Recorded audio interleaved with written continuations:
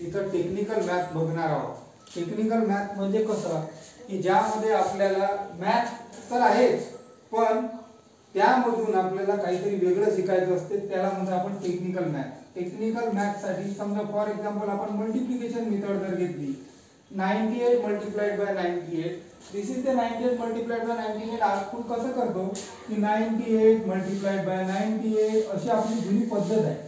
8 ने याला मल्टिप्लिकेशन करतो 8 ला, या 8 ने 9 ला मल्टिप्लिकेशन करतो किंवा 9 ने आणखी 8 ला करतो, 9 ने 9 ला करतो, मग त्याची ऍडिशन करतो आणि मग आपण आन्सर करतो।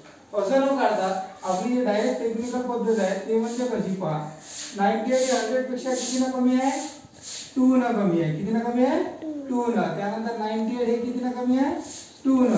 त्यानंतर या 98 मधून 2 कमी करून टाकायचे, 98 मधून 2 कमी करून टाकायचे, मग काय होतं इथं होतं 96। 98 मधून 2 कमी केले तर 96। या 2 ने या 2 ला मल्टिप्लिकेशन करून टाकायचं, 2 2 जा होते 4, फक्त याला 04 लिहून द्यायचं। This is your the final answer, this is your final answer. असं आपण काय करू शकतो, कोणतीही पद्धतीने आपण याला सॉल्व करू शकतो। दिस इज दुसरा जर क्वेश्चन घेतला तर 95 मल्टिप्लाइड बाय 96 पर 95 आणि 96, 96 100 पेक्षा किती ना कमी आहे, 4 ने कमी आहे। 95 100 पेक्षा किती ना कमी आहे, 5 ने कमी आहे।